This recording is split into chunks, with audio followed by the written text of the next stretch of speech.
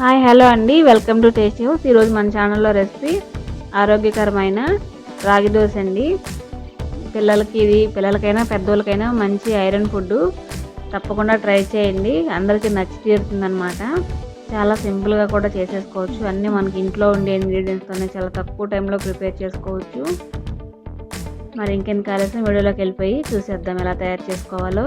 ఇక్కడ ముందుగా ఒక మిక్సింగ్ బౌల్ తీసుకోవాలి. తర్వాత ఒక 1 కప్ వరకు నేను రాగి పిండి తీసుకున్నానండి. దాంట్లోకి మీ రుచికి సరిపడా సాల్ట్ యాడ్ చేసుకోవాలి.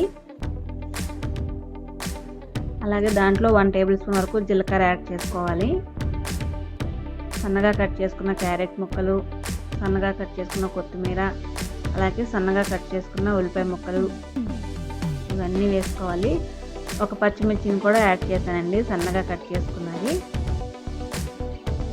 ఇప్పుడు దీంట్లో ఒక 1 గ్లాస్ వరకు వాటర్ కొద్దిగా పోసుకుంటూ కలుపుకోండి. ఒకేసారి పోసేసుకుంటే పిండి పలచన అయిపోయే అవకాశం ఉంది కాబట్టి కొద్దిగా పోసుకుంటూ ఇలా లంప్స్ ఏమీ లేకుండా కలుపుకోవాలి. దీంట్లో మీరు కావాలంటే కొద్దిగా గోధుమ పిండి అయినా కలుపుకొని వేసుకోవచ్చు, లేదా డైరెక్ట్గా అయినా సరే వేసుకోవచ్చు. ఎలా అయినా సరే బాగుంటుందండి. ఇది ఇంకా పిండి నానాల్సిన అవసరం కూడా ఏం లేదండి, కలుపుకున్న వెంటనే డైరెక్ట్గా వేసేసుకోవచ్చు అన్నమాట. అయిపోయింది. ఇలా కలుపుకున్న తర్వాత దోశ పెన్నం పెట్టుకొని ఇలా పెన్నం మీద అట్లాగా వేసుకుని మీడియం ఫ్లేమ్లో పెట్టుకుని కాల్చుకోండి. హై ఫ్లేమ్లో పెడితే మాడిపోతుంది, కానీ టేస్ట్ అంత మంచిగా రాదండి. కాబట్టి ఫ్లేమ్ని మీడియం ఫ్లేమ్లో పెట్టుకుని కాల్చుకోండి.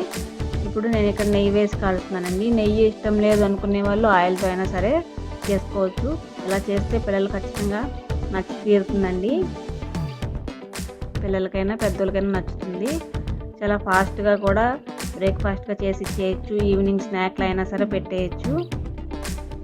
ఇలా 2 వైపులా కాల్చుకున్న తర్వాత సర్వింగ్ ప్లేట్లో తీసుకుని సర్వ్ చేసేసుకోవటమే అండి.